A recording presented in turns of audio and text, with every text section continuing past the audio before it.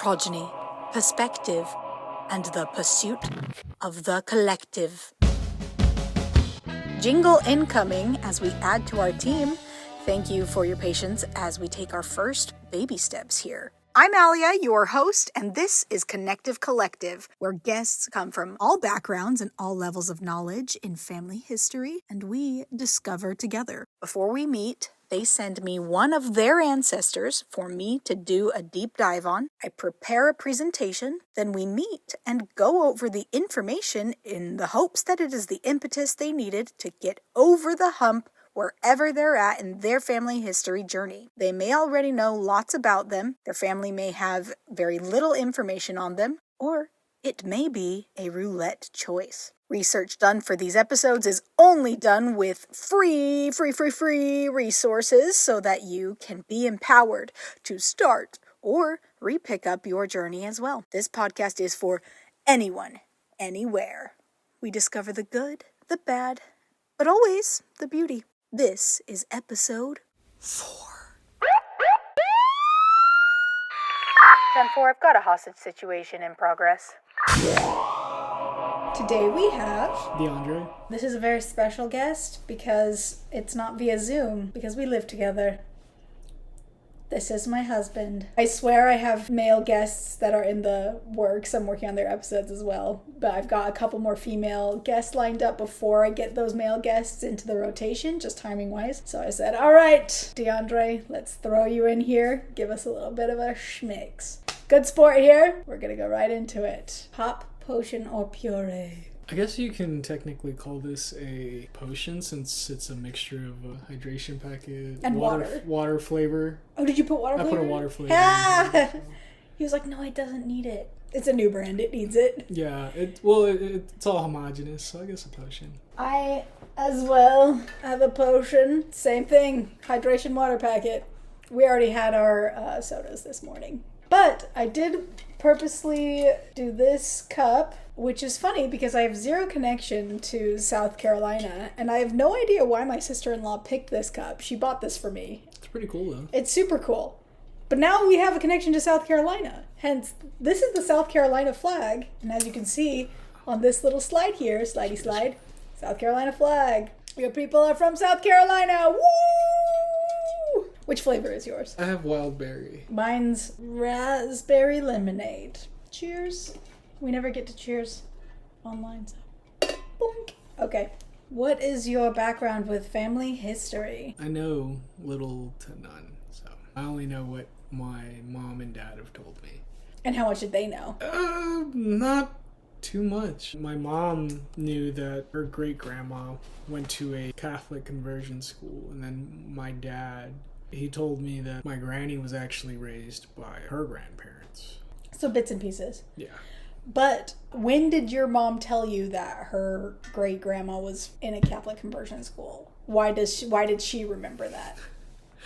She remembers that because we went to a powwow, and at the powwow, I don't know, something clicked for my mom, and she was like, hey, I actually remember my great-grandma went to a Catholic conversion school and had her braids cut. Because she's Native. She had that story, but weirdly, her family had no idea that they were Native. But they had that story. So I would say you don't know nothing. I would say you knew little to nothing when we got married. But because he's married to me, we've been deep diving on his family since we've been together. So like the last 3.5 years, we've found so much. So this is just one of those lines that we're going down. How much have you learned, or how would you say your knowledge in family history, or whatever you want to say, has grown over the last few years? Oh, it's grown a lot thanks to you. I wouldn't. But are you more interested? Were you not interested before? Or was like it just the idea never occurred to me until we got married, and you were super big into family history, so taking the ancestry DNA test was fun. And you just bought it? You were like, it was on sale for $75 instead of $100. So random. Yeah. For the ancestor that you chose, do you know a little bit about them, lots about them, or is it a roulette ancestor choice? And do you know little or lots about them prior to me telling you everything before this episode, because I ended up spilling? This would be a roulette choice. I don't know. Actually, is the roulette choice if I know nothing?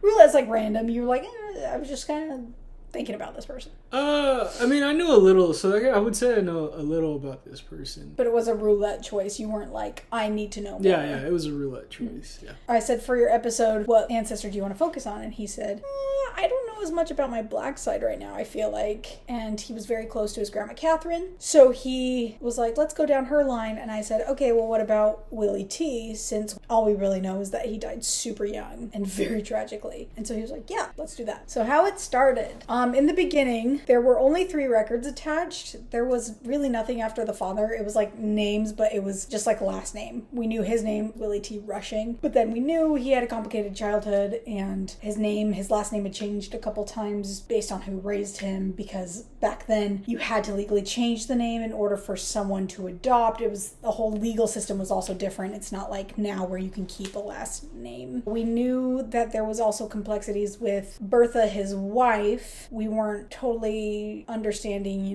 where she was born and raised and why, instead of her parents raising Catherine, which is his grandma, Catherine was raised by the in-laws, even though they were divorced. So anyways, there's a lot of complexity around this relationship. A lot of people have bits and pieces that we've been able to gather over the last few years, but not a lot. And then, like I said, last name discrepancies. So how it's going is we've found the road to roads. There's a last name Rhodes that's going to come up in this line. There's clarification through documents. Generations, lots of generations are added. Movements are clarified, and the trade, skills, and the slavery are all defined. Like I said, I told DeAndre a lot about this episode prior to us actually filming it because we lived together, and I was really excited. Because I had been working on this line here and there for the past 3 years. I had come to roadblocks over and over again, and there is some stuff that I felt was important to acknowledge and talk to him about also, and his family, prior to us filming this episode, just because of sensitivities. I didn't want to bombard him and his family with like all this new information that was a little sensitive, so I would do that with anyone that would be on this podcast. We're like best friends, so she was telling me all her findings when we were getting ready for bed. She was like an excited little kid. It was awesome. That's very exciting. This is the AI photo rendering I have. We only have one photo of Willie T, and that comes from a photo that is hanging in Catherine's home. Catherine has passed away, but her current husband, because she is married to someone that you are not related to, so you have a step-grandfather. So in their home, there is this photo right here of Willie T. This is the AI photo clarification version of it. And I thought it looked so much like your baby photo. Like you do have so much. You're a very good balanced mix, I think, of your mom and dad. But holy cow, this nose is straight up from Catherine. I think you definitely have someone else's brow bone structure. But it's interesting because he kind of had a little lazy eye like you do. Yeah. Yours is from a bee sting. Yeah. But it is interesting that he does, and one. so did Catherine, I noticed. In a lot of her old photos, she kind of had a little lazy eye. Well... So maybe you were just doomed. Probably. I mean, it doesn't help that, me and my granny share the same birthday, so... He got stung by a bee in the eye, that's why he has a little bit of a lazy eye. But I thought it was cute that, all 3 of them have a lazy eye. And for privacy, I try not to include photos of people that are alive in these presentations because they're not consenting, which is, again, I've said this on previous episodes. This is why I like the AI photo version as well, because then the AI version of a photo is plastered all over my social media. Because, again, how do we obtain consent from the dead? That's not a question for me to answer. If I could throw up a photo of DeAndre's father, the resemblance would shock you. The lip line, because you have more of your mom's lip shape, I think, but this whole section on your dad is shocking. This would have been DeAndre's father's grandfather, maternal grandfather. This is DeAndre right here. What grade would you say this is? Yeah, that looks more like 1st or 2nd grade. Yeah, 10 or 11. Because I think that this is probably Willie T around 13. Crazy cute. We do have his death certificate. On his death certificate, it says stuff like he did work at a sawmill. He did live in Cleveland, which is in Liberty County, city of Cleveland in Liberty County. He lived on Lily Street, which we could go to. That's a part of our homework. Our homework is to go. We're going to do a little tour of Cleveland because we actually live 45 minutes away from where all of this stuff is happening on this document. because his dad lives there. We have his mom listed, Ellis May, Jerry, his father. He was divorced already at this time, and this is at 23. And he died from sepsis because he was paralyzed all over due to a broken neck because of an accident he had. He jumped into the river, which is a very common thing that they do over there. Like, it's a popular activity. And the way he landed, he snapped his neck, and he was brought, I believe, to the emergency room for 7 hours. I could be wrong. I could be reading that wrong. So it was ruled as an accident. He was in the river. It was a river diving accident. Buried at Cleveland. I believe this is Cleveland Colored Cemetery. This was in 1963. The Colored Cemetery would have been very much established at this point already because desegregation was in 65. Yeah. This is that main strip in Cleveland. I don't know if you can recognize the structure of this at all yet. Does this look familiar? Yep. I think this building is still standing. Yeah, it is. For our audio listeners, I've got a couple photos from Cleveland in that time period. This would have been pre-segregated Cleveland, I believe. It doesn't look like there's any black people in this photo. This is a parade, but this is the main strip that we've driven through in Cleveland. And then this is a photo at the bottom of this fine young gentleman who is the third from the left, is the first African-American police chief in Cleveland. And photo was taken in 66. If he died in 63, I would believe that several of these men here would have been on the investigating team involved with his death, if that makes sense. This is Cleveland's African-American police department. We're talking about Cleveland, Texas, I should say. Not Ohio. That gets very confusing. We're talking about Cleveland, Texas, which is in North Houston. It is at this time in the 60s, and I would say even now it's quite rural. It's starting to develop more and more, but it is very country. Yeah, it's farm town. There aren't any shopping strips. There's no shopping strip, though. They got rid of I think I was like, I want to say 7 or 8 when they got rid of the theater there.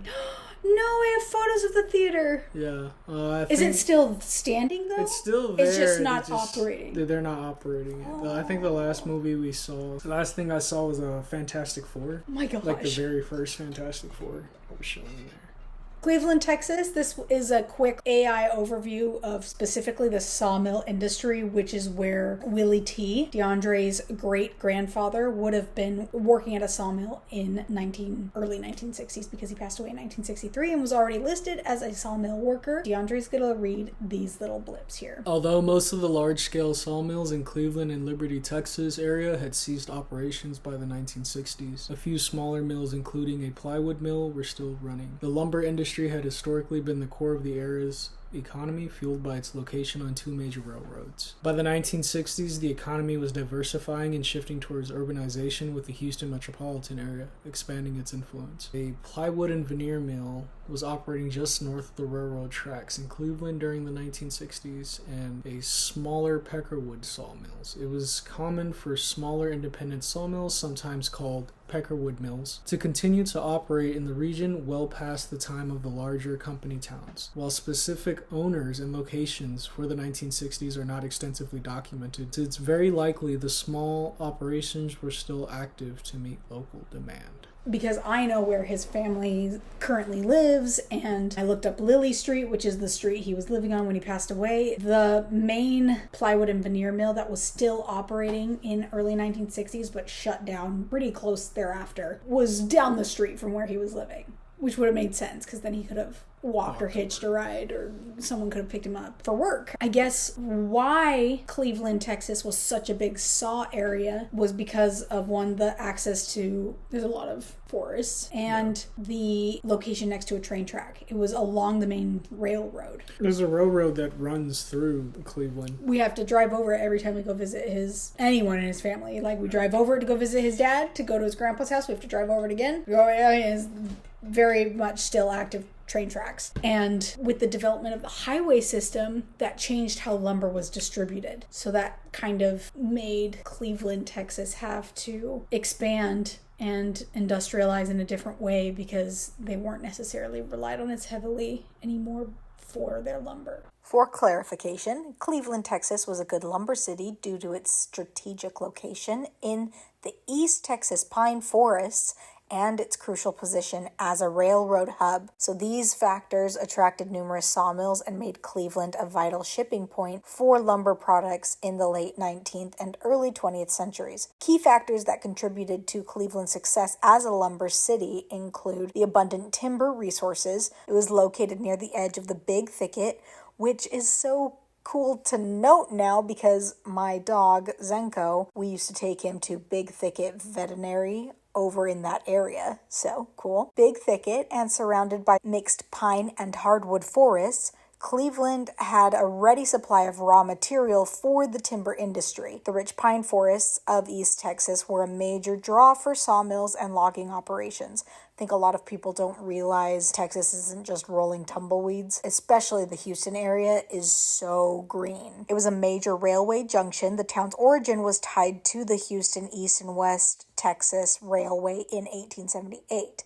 In the 1900s, the Gulf, Colorado, and Santa Fe railroads also arrived, making Cleveland a major railway junction. This was a significant advantage over river-based transport, which was much less reliable. There were also, though, excellent shipping capabilities. The railroad network allowed for efficient transport of raw timber to sawmills and the shipping of finished lumber products to larger markets like Houston and beyond. The town served as a vital commercial hub for the surrounding logging and sawmill communities. So because of this pop-up in the sawmill community, Cleveland was that major city, quote-unquote major. It's pretty small still. They were sawmill company cities that are all kind of ghost towns now, and Cleveland is what is left of that community. The need for a lumber city died in that area once the major railway line lost its business to Interstate 69. That led to a lot of lumber ghost towns. There's actually a movie about it. It's called like Six Man Town or something. But there's so many towns in Texas that are dying and becoming ghost towns because people are moving out of the farm towns and the sawmill towns and moving towards urbanization, or the kids just don't come back. This is the movie theater you're talking about? Yep. There it is. That's it in the 1960s. Yeah. You see those beautiful cars? Somebody restored this photo. A lot of this infrastructure is still standing. Yeah. I saw some debate on the Cleveland Historical Society's Facebook about where each of these stops was. For our audio listeners, I'm talking about train stops. So it looks like one of them is still standing, one was supposed to be restored, but the funds haven't been secured or something like that. So something to that extent. This is Dee's personal road to roads. Dee or DeAndre. So this is DeAndre, handsome young fella down here. So we have Dee's father, Dee's dad's mom, Catherine. That's Dee's paternal grandmother. Dee's grandmother's father is Willie T, who we're focusing on, this cute guy. And then, so last night I didn't come to bed and Dee was like, are you coming to bed? Are we coming to bed? And I had to be like, give me a second, because I'd finally figured something out that has stressed me out literally for the past couple of years. The records have been very confusing to go through. If you're not watching our presentation, we've got Dee's great-grandpa is Willie T, who the focus of this presentation is. And then there's a line of 3 Jerrys. But the first Jerry went by Jerry Sr. The second 2 Jerrys both went by Jerry Jr. The second Jerry Jr. did not go by Jerry the third, which screwed up a lot of records. Human error on my end. I just gotta say, it's also AI error. And so using AI brain and human brain, as I always encourage in this amazing, incredible, weird pursuit, you have to use them both, because even AI had started to try to attach these documents to the other Jerrys, thinking maybe it was just a different wife. Human and AI error. But the human corrected it. When I was reading them and trying to decipher years, ages, wives, it was so confusing because they were both Jerry Jr. So it took some untangling, and I finally figured it out last night. I was like, oh my gosh, there's another Jerry Jr. That makes sense, yeah. What's the gap? It was babies having babies. They were young, having kids. This Jerry the third is Willie T's father. It was getting confusing because I already knew that Catherine was raised by Jerry Jr., but then I was like, Jerry Jr., the first Jerry Jr., the Jerry in the middle, was too old to have raised Catherine. I think he was already like dead. So I was like, the years aren't matching up. How was Catherine raised by Jerry Jr.? Oh, there's another Jerry Jr. So we've got Willie T, then we've got 3 Jerrys. The eldest, Jerry Sr., is married to a woman named Mandy. She goes by Mandy on a lot of records, but her name was Amanda Rhodes. She is the daughter of Mary and Primus, who were also named Rhodes, but likely Mary, Mandy's mother, was the daughter of Colin Rhodes or someone in the area. Colin would have had Mary in his teens. So there's no record right now saying that Mary is Colin's daughter. I have attached her just because Colin's mother's name was Mary, and it was common to name after family members, yeah. And Mary and Primus seem to have been treated very, very well. That could have been for a lot of reasons. It could have been the type of slave owners that the Rhodes were. It's complex. So I have attached them on family tree to Colin Rhodes biologically. Whether or not they are is to be proven, but I will say that Mandy and Mary are repeatedly listed as mulatto, which meant that they were mixed race and not full black. They were very light-skinned black. Noticeably enough so where census records indicated that they were mulatto, as were all of Amanda's children. It was a strong enough amount of white mixed in that even Amanda's children were affected. Jerry was black, Primus was black. So take it as you will. Rhodes would be the slave name, not the African original name. Most of the Africans that came to South Carolina were from, I believe, the west and Gold Coasts of Africa. I don't believe that they were from the Congo, though. It looks like the Rhodes family, specifically through Colin's wife, were gifted or purchased slaves through the same location as basically Colin's in-laws. Not super important information, but, well, I think it is. But it does affect the artwork that we'll see later on, which is why specifically I'm saying that. I do want to put here as well, the reason why I have Road to Rhodes, there was an active group who were all descendants of Mary and Primus, documented from Colin Rhodes's ownership, who all used to get together up until at least 2018. I don't know if that generation has died out, but they no longer do that reunion, but I think it was hosted in Fort Sill. Fort Sill? Yeah, Oklahoma? which is Oklahoma. There's a man named Keever Rhodes who may or may not be passed away. I haven't located him or his descendants, but he did a lot of compiling on the family history website that is established for this Rhodes family, all descendant from Mary and Primus. And it's really cool because they have lots of photos. DeAndre comes from a line that is a little complex to detangle because it's 3-4-ish generations that are all raised by step-parents and a wrong generation. Step-grandparents raising children. And then their siblings all have established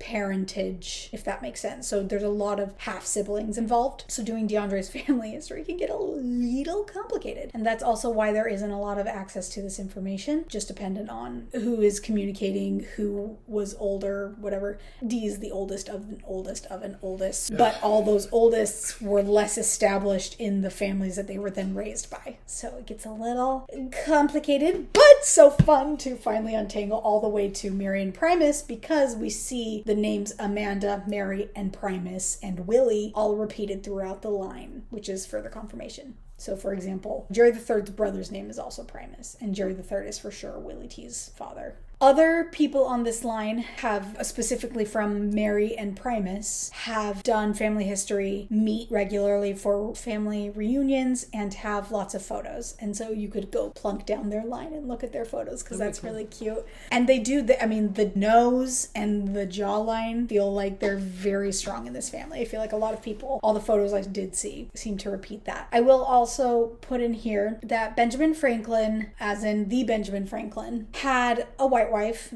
that was very established, obviously, and all of their children, and that family, they had family reunions. And then, please excuse me grossly oversimplifying this history, but we're going to pause for a second. I'm going to take a water break as well. Pop potion or puree? Pure H2O. And some slobber. from Alaska, blessed by a medicine man. a medicine man. Benjamin Franklin basically established white family, correct? Founding father. Mm-hmm. Comes out, he actually had a slave wife or relationship with a woman that it was highly documented but highly hidden. And there is a huge Franklin line from this slave mother. When that came out, it was very hard and hurtful for the original Franklins to, some of them to get their heads around and to accept, but eventually, especially the newer generations started to welcome the Franklin, the black Franklin started coming to the family reunions, and it's, it just takes time to heal in these situations. There is extensive work done on Colin Rhodes's family line. If you are part of this line, I only do this out of love and respect and curiosity. There is no current evidence that he did have a child with another slave resulting in Mary. It's just what the story tells so far. And to not lose our connection to you guys, I have attached them to the family tree. And again, because that is where the last name Rhodes does for sure come from. That's where Mary and Primus get their last name Rhodes and where Amanda gets Rhodes. It is a connection we wish to keep. So just because this is going out into the ether and I don't want to step on toes because it is a sensitive subject, that is the reasoning for attaching. Moving on. Done amazing work with the evidence you could find. Record keeping was prominent in the church, but I'm not so sure what the record keeping process was for slaves.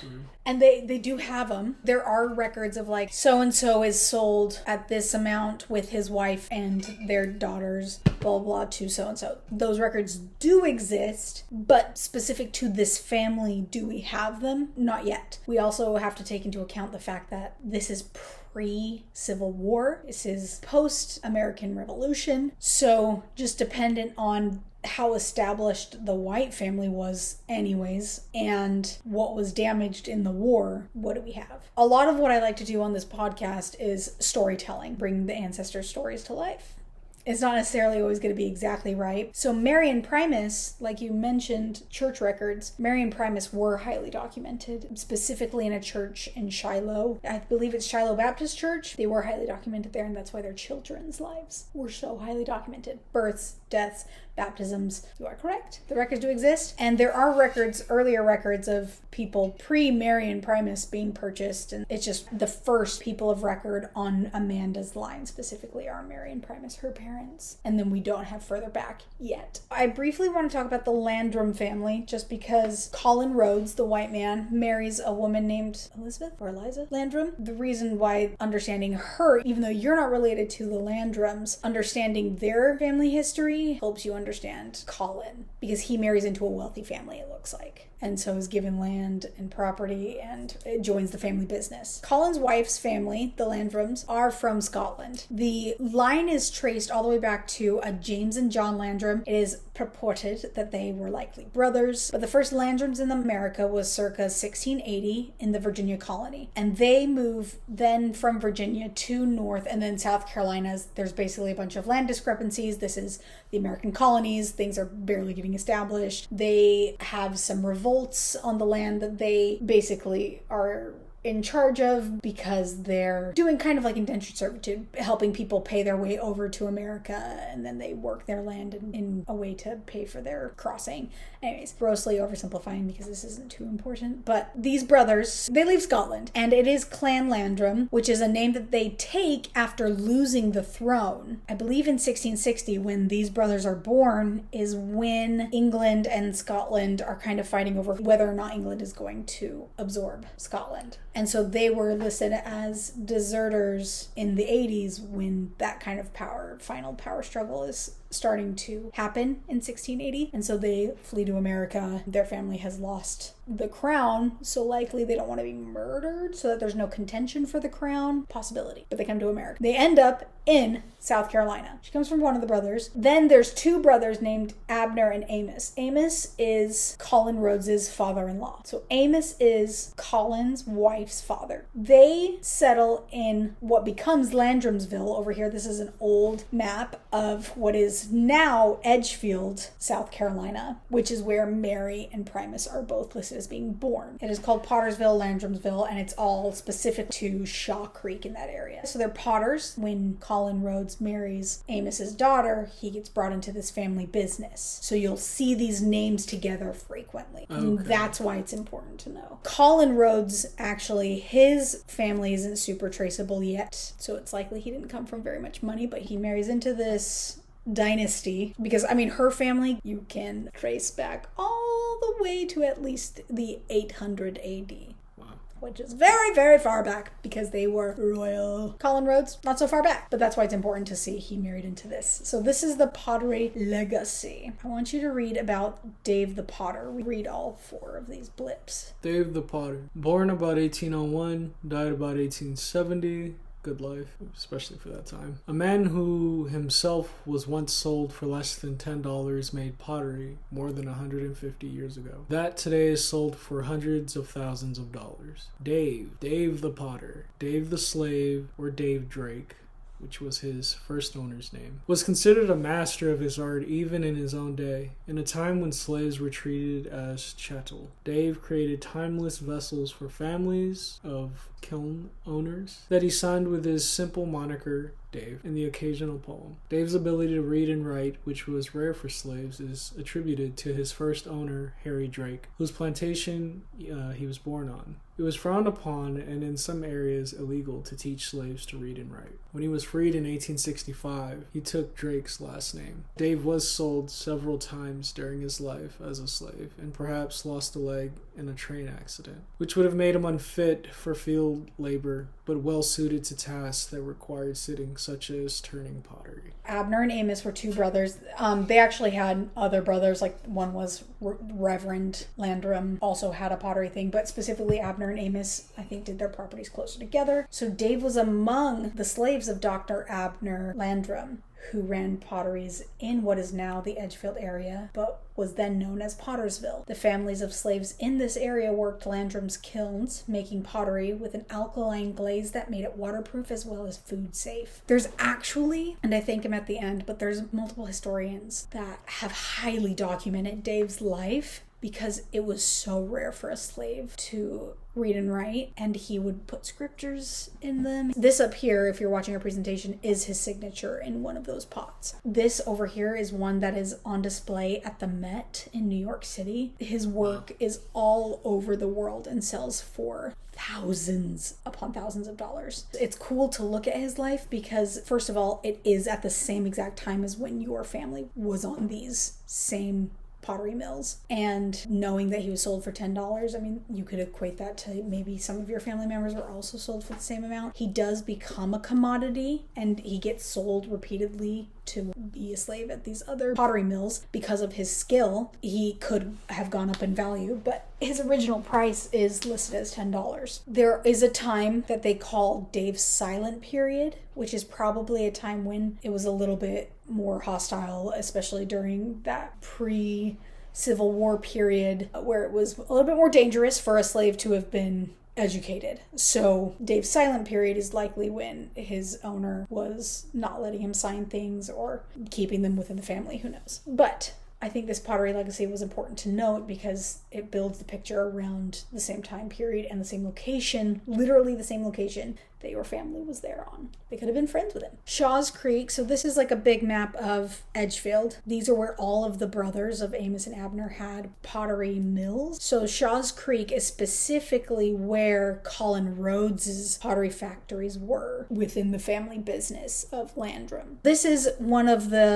photo I have here is one of the homes that the slaves would have lived on in Shaw's Creek. But post it being sold, so this is not Colin Rhodes's anymore, but it was Colin Rhodes's. This is also quite later, but this is a photo of... No, this is the kiln. Oh, the kiln.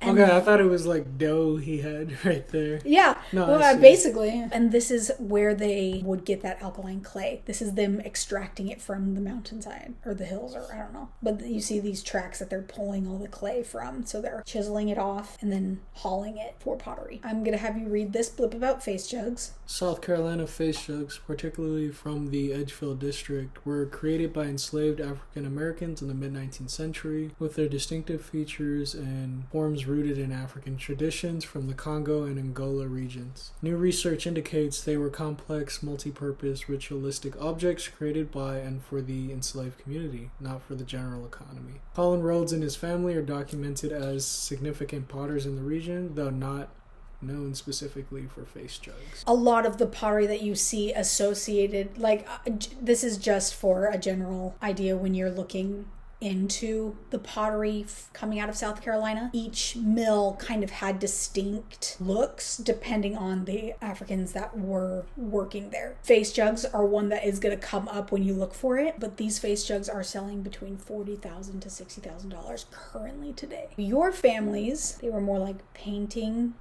rather than sculpting. So for example, this one you can see right here, it says C. Rhodes. It's Colin Rhodes is the maker, and it is a 4-gallon double-handed stoneware jug with alkaline glaze and elaborate Callan slip decoration inscribed C. Rhodes maker from the Colin Rhodes pottery at Shaw's Creek in the Edgefield district, South Carolina, circa 1850. It has an olive green alkaline glaze and is inscribed in alkaline slip. And these are also some commissioned works that were passed down in South Carolina families. So you see here, this is a woman with a dress. There's some belief that, and this is also C. Rhodes here, you can see C. Rhodes. There's some belief that this was a black woman. Others believe that this was a commissioned piece for his wife. There's lore and all that jazz. These are 2 black people celebrating, and these ones are specifically black based on the art of the nose. They are for sure black, enjoying a toast, and these have survived. This one specifically, this C. Rhodes one, is selling for $36,000 today. So this is what the Rhodes pottery specifically, the style looked like. This is a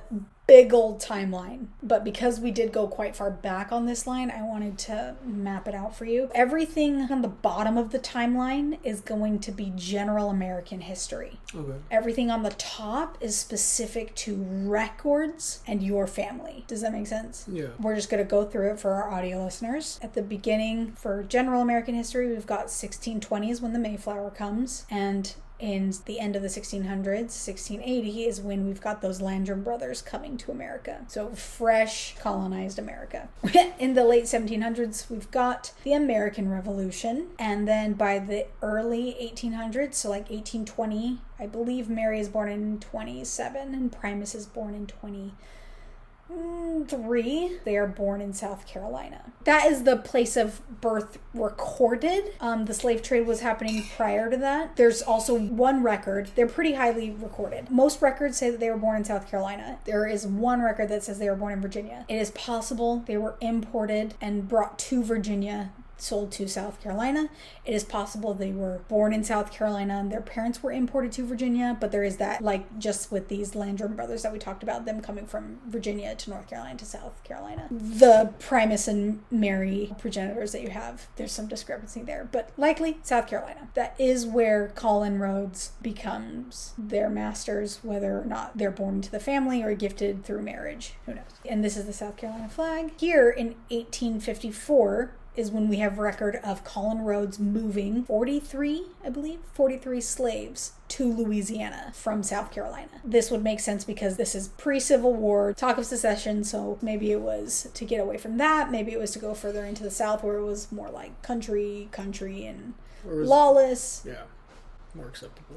Yeah, running away from that Civil War talk. Mandy, there was a record of Mary being listed as mulatto, and I couldn't find it again, and I don't know where I lost it. They are highly documented, so there's a lot of pages to go through. Mary, again, is listed as mulatto, so she could be Landrum, and then gifted to Colin. You know, we don't know, so maybe you are related to Scottish heritage. We just don't know.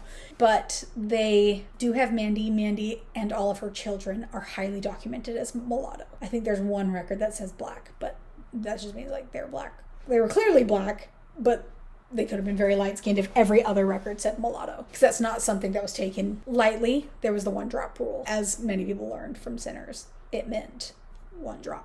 If you don't know what Sinners is, I'm referring to the movie Sinners by Ryan Coogler that featured Michael B. Jordan playing twins in the 1920s, 1930s, I believe. And it is a fantastic movie. It is family history vibes. It was a very beautiful, well done, highly researched movie. It is billed as a horror film. I really don't feel like it was not horror-y, because I do not watch horror films. It felt much more like sci-fi, because it's a vampire-y historical. It's not even like a scary use of hoodoo voodoo. It was genuine African traditions that were brought over with them, medicinal, the sacred ones, not the ones that are dabbled in that actual Africans from Africa are like, heck no, don't touch that stuff. I highly encourage viewing that if you can stomach some scary jump scares, but it was an incredibly well done movie, and a lot of people, it was their introduction to family history or getting curious about family history and or the one drop rule. And because one of the main characters is extremely white presenting, and the actress who played her name is Haley Steinfeld, I believe. She's a popular artist as well, but people didn't even know that she was mixed race because she is so white passing. Anyways, she plays a white passing girl, and they talk about the struggle that comes with being white presenting but being raised in a black community at a time where it was unsafe and or better, quote unquote, to maybe be white presenting. Anyways, fascinating stuff, but it's done wonders for the interest in family history lately. Mandy marries the eldest, Jerry Sr. So Mandy is born in 1856. In 1861 is when there's secession talk and then the Civil War. Read this little blip. At the outbreak of war in April of 1861, the vast majority of Edgefielders welcomed the conflict, believing that they would defeat the North in short order, and the risk of slavery being outlawed would be eliminated. And they got their butts whooped. Truly, though, Edgefield also has a historical society that highly has documented that whole conflict and the history of that. Just as a tether point, I have Juneteenth, which is specific to Texas. It is 2 years post the Emancipation Proclamation, which was in 1863. So this is 1865. Louisiana abolishes slavery in 1864, but it's official in 1865 with the 13th Amendment. So Jerry Jr., the first Jerry Jr., as in Jerry the second, middle Jerry, is born in 1884, 20 years after emancipation. And Mandy, his mother, Jerry, his father, they are in their 30s. Mm-hmm. Mandy is about 10 or 11 when she is freed. Jerry the second, aka Jerry Jr., 1884. Then we've got the Great War, aka World War I, took place from 1914 to 1918. Jerry III, Jr., born in 1915, so right after the First World War starts, and his father, also Jerry Jr., Jerry II, is drafted right at the end. So I don't think he sees much combat, because he does die in his 50s. Oh, okay. So it's not like he's killed. He might go to basic. He might barely get deployed for a second, but he's drafted right at the end. That is in 1918 that Jerry the second is drafted, and so Jerry the third is 2 to 3 years old when his father is drafted. Jerry the third has Willie T, who is our main focus, that cute little boy that we looked at the beginning of the presentation. Willie T is born in Louisiana in 1939, and remember, Colin Rhodes had moved with his slaves from South Carolina to Louisiana in the 1850s. Now we've got into the 1940s, Willie T being born in Louisiana. Then we have some complications, those complications we talked about, where who raised who, when, and why, and where. It's confusing because Willie T is born in Louisiana, dies in Texas. Catherine is born in Texas, dies in Texas, raised in Louisiana. And that's because somebody took her back after her parents both died to go be raised by Grandma and Grandpa in Louisiana. Grandma and Grandpa eventually move her to maybe be with family over in Texas, or maybe better opportunities, who knows. Grandma and Grandpa end up dying in Texas, just like Catherine meets and marries and has all of her kids and dies in Texas as well. Some stuff to untangle from there. Willie T passes away at the age of 23 in 1963. So Catherine's only 2.5, 3 years old. 3, yeah. Doesn't even know him or remember him. The civil rights movement took place from about 1954 to 1968. Maybe we could talk to, other people in that generation who would have remembered what Cleveland specifically was like during that time. But, Cleveland, Texas did not desegregate its schools until it was required in 1968, which is... it's 3 years after, like officially federally passed 1965. I guess 1954 is when talks started. But Dee's dad is born in 1977. 9 years later. 9 years later. And goes to those schools. Did he go to Douglas Middle School? Frederick Douglass Middle School? I don't remember. I know he went to the Cleveland High School. A decade desegregated. I can only imagine how life was at that time. And again, everyone's familial culture was different on how black-wise and white-wise, how they treated each other. That would be interesting to ask your dad more about, because I didn't realize how close he was to all that. And then DeAndre is born in 1998. Boop, there's you. So there you are, 1998, all the way back to 1680. Kind of. Okay, so your homework. You've already seen Hidden Figures. I've watched a lot. There's so many. You've seen so many. So I wanted to pick something that you haven't seen, but would kind of help you maybe bring to life Willie T's life. So we're going to watch The Help. Have you ever seen The Help? I've only seen the scene about the pie. Yeah, you've seen clips, but you've never seen the full movie. It is really good, and it's early 1960s. So The Help will give you a view of what the 1960s would have looked like. I think this is Mississippi or Alabama.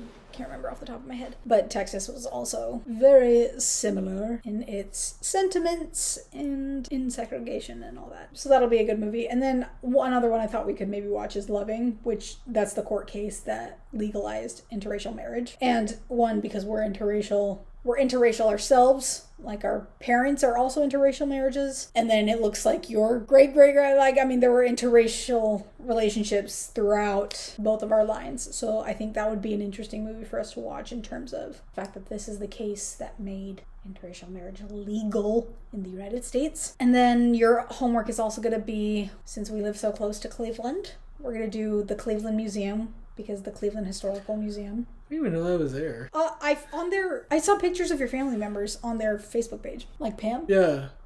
Because isn't Pam in government or something? She's like a representative or something. I'm not sure. City council or something. Is she the one that just graduated from Sam? Mm-hmm. Yeah. I'm pretty sure it was Pam. I saw her on the Facebook page. I was like, Pam! We're going to go look at this museum, take a gander. We're going to ask some questions to your dad, your dad's dad. What brought Willie T to Texas? Do we know? When did Catherine move from Louisiana? If she was raised in Louisiana, when and why did they bring her back? And she was raised by her grandparents. Were there any stories about that? So building that story a little bit more. You've got so much real homework, because my sexy man is an astrophysicist. Studying to be an astrophysicist. I'm studying to be that. Super deep in lots of homework and everything. Wanted to give some fun practical homework, so we'll do a little field trip next weekend. See some movies. This will help kind of build the picture, and then go right into my thank yous. Usually I do a little thank you depending on the line I've gone down in the language that I'm doing a deep dive on for my guests. The language for you is Southern, so it's thank you kindly is apparently thank you kindly. Thank you kindly. That's what I found for thank you. The Met had their exhibit Hear Me Now, the Black Potters of Old Edgefield, South Carolina. Leonard Todd, Carolina Clay. He has done tons of research on Dave the Potter. Dave the Potter.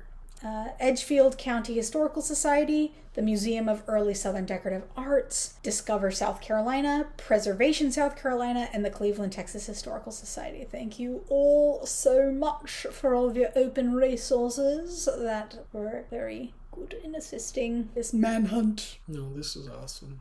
And now you can tell me how much you love me and what you learned and how you feel. Give me your thoughts. I just think it's really cool that you were able to get all of this work done in Such a short. Well, I wouldn't say short, but because I was a backup guest, by the way. I was a backup guest, guys. But number one in my heart always. I think it's amazing that, you were able to get so much work done within like 2 or 3 days. And the amount of detective work it takes to piece together everything, I think it's so cool. The fact that we possibly, could be mixed with Scottish people. Yeah, and that would just depend on, and this is what we kind of talked to his dad about. There's a difference in hearing black people in America are from slavery, they're slaves, but there's a difference in hearing that and knowing for a fact, this was my slave owner's name. This was what daily life was like as a slave for this family, knowing that you were actually tied to that family. So a lot of, there aren't, like we said right now, tons of records explicitly saying where Mary and Primus came from, but it's kind of fun because Primus means like the first prime. So the first Primus Rhodes and his wife, we don't know exactly where they came from with ages and sleuthing and stuff. It's likely that they were gifts or bought by the Rhodes, and that's where they get the name Rhodes. But at some point they were mixed. So where did the mixture come from? Also, it's pretty cool that now I know why my last name is Walker. Oh, yeah. We didn't even talk about that. We have Bell, Rushing, Denson.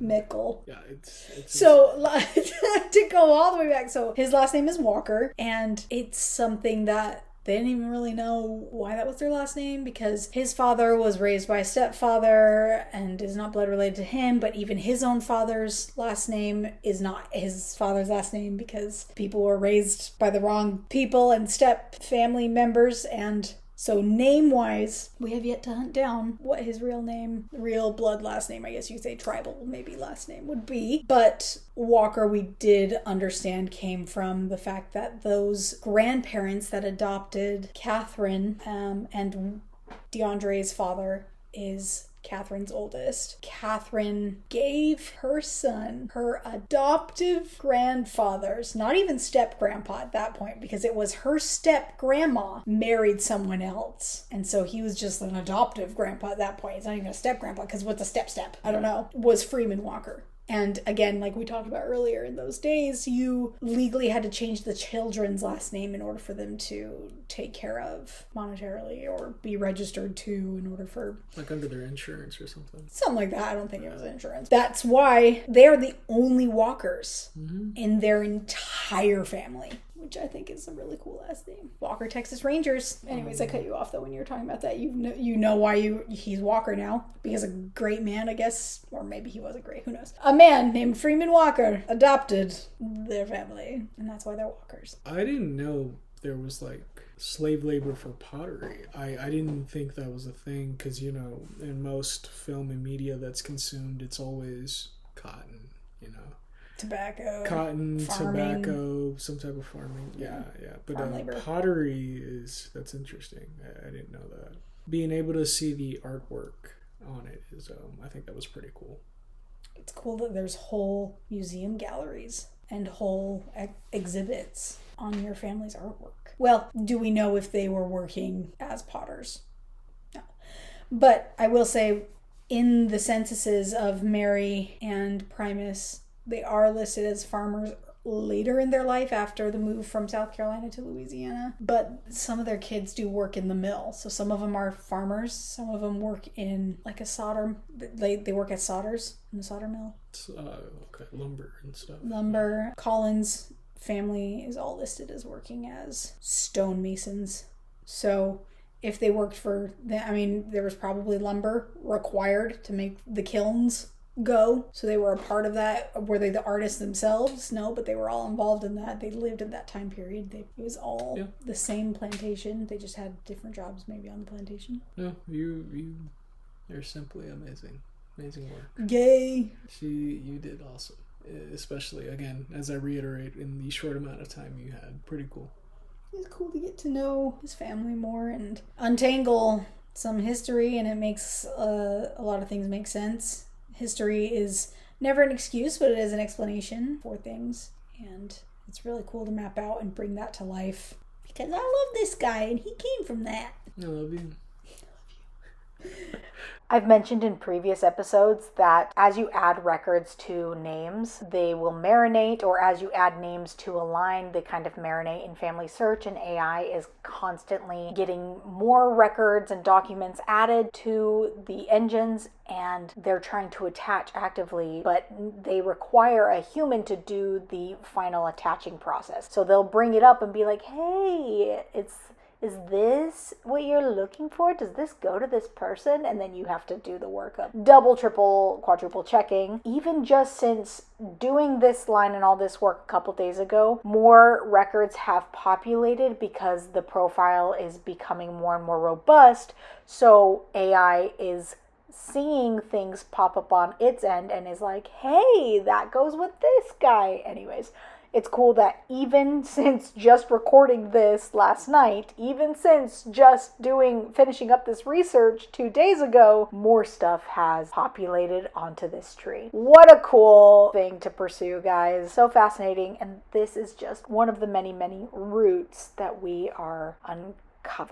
Like we've mentioned, we learned a ton about his mom's side, one of the mom's lines. It's never ending. There's so much cool stuff. Thank you, and thank you kindly For listening to this episode. If you are related to this line and want to add more information, email us. Please email us corrections or anything. We would love to read them out in future episodes and feature them on our Throwback Thursday segment, which is completely dedicated to updates from prior episodes. We do have content that comes to you every single day, but Thursdays are literally dedicated to that, okay? So give me the info, correct me. I love it. You're welcome to send that via video or voice note explaining, or you can type it out for me to read. Or, I don't know what that was. All right, going on. Or if you're just on this family line and want to give us a shout out that you learned something or whatever, give us a shout out. Any shock, any disgust, any joy, whatever it is. You're welcome to also send those in. We love it. If you're unrelated, but this podcast still gave you some feelings that you'd like to express, the good, the bad, and the beauty, Like I said, we don't discriminate. Let us know. We love words of affirmation around here. Direct message us across all platforms, but the easiest way to get a hold of us will be through our email, which is connectivecollective@gmail.com. That is FH for family history. Connective Collective, FH@gmail.com. And, give us a review if you feel like it. We don't care. We're not looking forward to those at all. We are not sponsored by anyone so far. If you would like to change that, please reach out. And I just want to say we are not sponsored by FamilySearch.org. We literally just want you to understand that you can do this for free. This will remain a free resource that aims to entertain but also inspire anyone to pick up their genealogy journey. We always start with our guests getting connected to FamilySearch.org if they're not already on it. All outside resources are found through messaging others who have added to their ancestors' profile and the rabbit holes that sends us on, or the records on the free websites. If you are ever stuck on Family Search, they have resource centers all over the world that are free for you to access, and we are happy to help you locate one if you feel lost. You will be helped as little or as much as you'd like by a specialist at these centers for free. What I love about these centers, as someone who is a family history veteran, when you access your free, I can't say it enough, free account, if you access your free account from Family Search while physically being in one of these Family Search sites, you get access to all of the awesome but expensive other databases online because of their partnerships with Family Search. While you may have hit a wall in your genealogy while hunting at home, maybe, just maybe, it's only a curtain. If you want to sponsor us, please don't hesitate to reach out. It would be much appreciated. We love you. Crowdsourcing information is what allows this collective to connect. Thank y'all for listening in. And for being a part of Connective Collective.